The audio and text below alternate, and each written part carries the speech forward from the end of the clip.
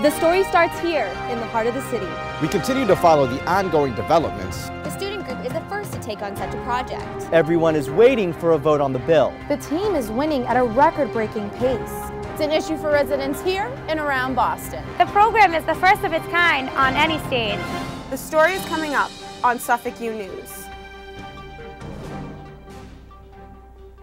Good afternoon, I'm Chris McDonough. You're watching Suffolk U News, brought to you from Studio 73 in downtown Boston on the campus of Suffolk University.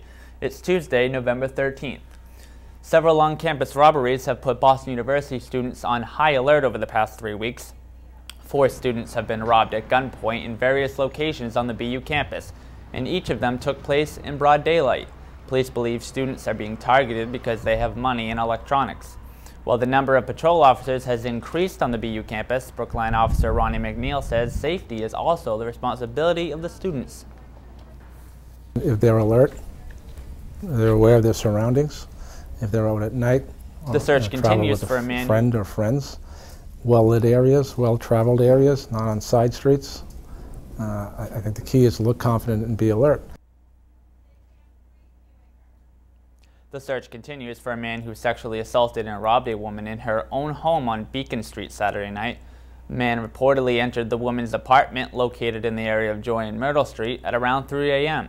The suspect was wielding a weapon, presumably a knife, on the night of the attack. Boston police issued a community alert for the Beacon Hill area following the attack.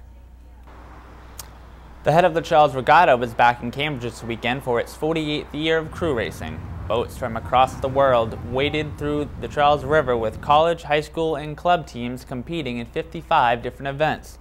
The course runs 3 miles from the Boston University Boathouse to the Artes Playground in Brighton. The Cambridge Boat Club estimates that over 250,000 people attended the 2-day event. Races ran from 8 in the morning until 7 in the evening on both Saturday and Sunday.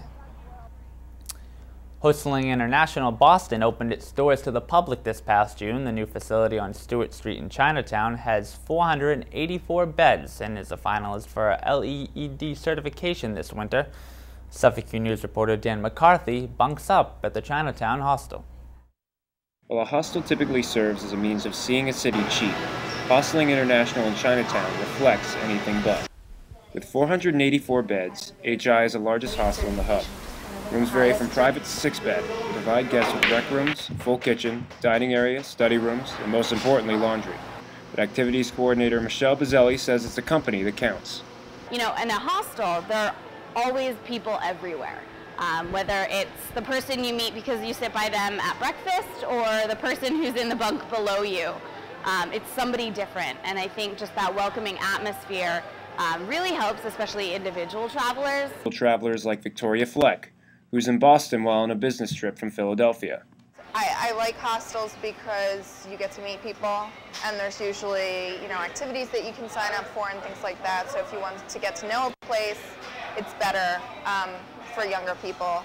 November marks the beginning of an off-season for the hostel, with prices expected to be at their lowest. But expectations are highest for a Gold LEED certification for an eco-friendly building. Dan McCarthy, Suffolk U News. Rooms and beds are available for occupancy on their website at bostonhostel.org. That's bostonhostel.org. You've been watching Suffolk U News, brought to you from Studio 73 in downtown Boston on the campus of Suffolk University.